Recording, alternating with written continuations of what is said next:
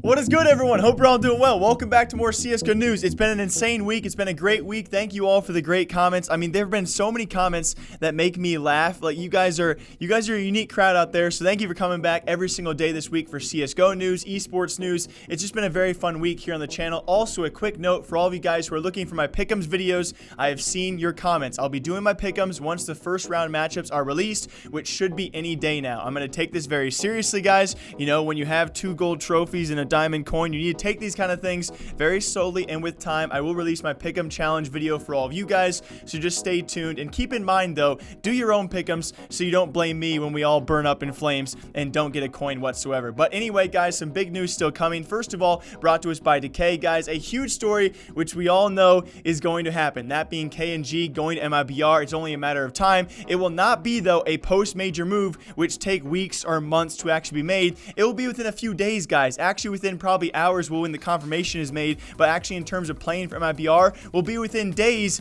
of the major actually ending, of course depending upon when ENCE's run and when MiBR's run is over. But either way, within days of the major being over in general, it will be MiBR playing with kNg at Blast Pro Moscow, confirmed by Decay. I'll link, of course, his article down below for all of you guys. And I want to ask you a main question, a serious question. Why do so many people hate kNg? And I know we have our reasons, okay? I asked that in a bit of a weird way, but you know, I'm a big fan of second or third or fourth chances for people out there, okay? I really give people the benefit of the doubt in terms of if they can actually be a better person. And with that being said, his talent is undeniable. If he can keep everything else in check, I'm amongst the people out there who do think MiBR, they need a fresh kick in the face if they want to really turn things around and actually change the ways of their playing, especially when you have a rogue agent in coldzera going out interviews and saying things like this guy once actually said he could expose the entire CSGO scene. When that is all going on, there are certainly changes that could be made in terms of, you know, better people out there. coldzera is not making himself look too good. kNg, in my eyes right now, is looking all the better. And in terms of talent, like I said before, it's undeniable. So why is everyone still against this guy? I understand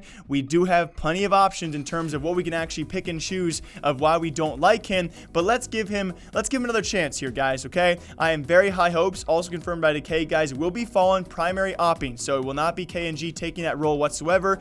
So either way, I'm excited for this. I am super excited to see if MiBR can turn things around, and with kNg joining the roster after the major, can they return back to the top? Answer my question. But even bigger news, and I knew about this a couple days ago because you guys are great at sending me DMs. Apparently it was. That was actually Alu on a snap story of SuNny. SuNny actually had a snap story with Alu a couple days back, and now they've actually been practicing together in place of Aleksib on that roster. Now, that could be very confusing, right? In terms of weaker players ever since their last major run, I think a lot of eyes have been towards probably X7 or especially on Aerial as the weaker links of this roster. Aleksib certainly not on the tip of anyone's tongue out there, so this replacement would not make sense. You also have to ask yourself, though, would a Finn want to leave the best Finnish roster currently in CSGO? I don't know. It seems a bit weird, but it is a possibility in that realm that Aleksib could have gotten offers from other teams out there. And if any roster out there feels capped, or if any player out there feels capped where they are, you don't know what offers they could take. So although it does seem very unreasonable, guys, yes, SuNny and these guys are close friends, right? They're taking snap stories together, Instagram pics together. Of course, they're going to practice together every now and again. It's a bit weird in both ways, right? SuNny practicing with the team in place of Aleksib, but also it's a bit weird to think Aleksib would be the replacement on the roster. Is it in the realm of possibility that post-major, that ENCE, this roster has been pretty stagnant ever since their last major run, could they be making changes? Yes, it is possible. Could Aleksib have other offers? Could he be leaving the best Finnish roster in CSGO? Yes, it is possible. Is it very possible? I don't know, but it's in the realm of reason, guys, and that's why I'm sharing it with all of you. SuNny could be going to ENCE, and if he does for Aleksib, I think a lot of people out there would be a lot less hyped about that move. But also remember, on top of all of this, guys, when these rumors first surfaced, where SuNny was going to be joining ENCE, right? He was a free agent, still is on the table, and one of the best options on the table for many teams out there. When it was first rumored, all of the players came forward, or at least the team came forward as well, and said, hey, we're not making changes to this roster. This roster will be staying intact. Now, that was many months ago. Things changed very abruptly in the CSGO scene, and a lot of things change in a few months. So, very curious what you guys think about this. Do you think that SuNny could be joining ENCE for Aleksib? I don't know. It's a very confusing situation when you ask someone like me. Also in big news, guys, Big has now announced their new official head coach, that being Towb. No surprise, we've heard about this before, but it's now official, and I really just like the way that they announced him. It was a pretty nice video. Truth is,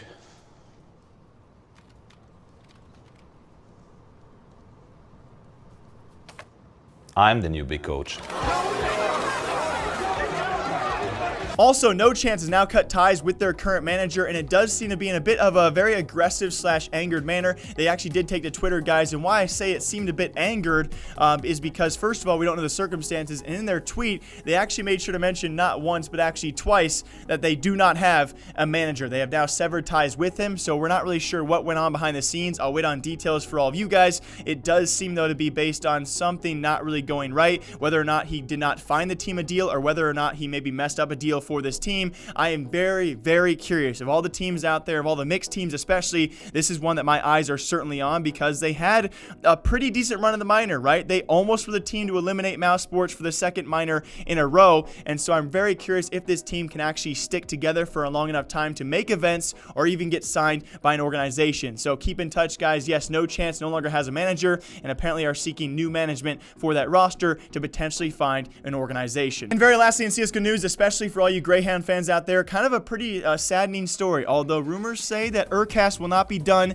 in the CSGO scene. Some other teams already might be in the works for this guy. It will be ErkaSt in his last event, that being the major with Grayhound Gaming. It's also very sad to see his explanation as to why is apparently he was actually in Australia being a student whilst being a professional player, and because that student visa, well, that's why he actually had the visa for the past 4 years, and now with him no longer being a student, the only way he could actually extend that visa is going back to study when he wants to obviously be a pro full-time. So if that is the reason, that is super sucky, and that does seem to be the reason, guys. We've seen Australia be one of the many countries out there now with these visa issues, Canada being another huge one, and of course China on top of that. We've seen our slew of visa issues, and apparently according to other things we've seen in the news, these could be continuing to be issues, especially for esports players. So they'll be enjoying their last event together, certainly the end of a semi-era, especially for Australian CSGO. They've made some great runs, and they continue to make the major out of that region as well. So give it what it is, guys. It's really cool to see a group of guys, especially when they make their videos together, how well they get along. It's very sad to see a visa issue,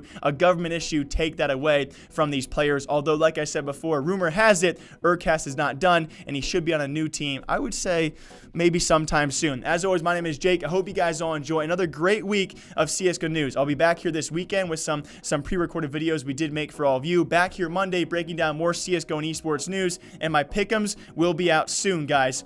I shouldn't be doing this, but to get together this year, we will be getting a diamond coin, okay? Sit back, relax, we'll help each other out, and we will get that diamond coin. Until next time, guys, take care of yourselves. Have a great, safe weekend, and I'll see you sometime soon.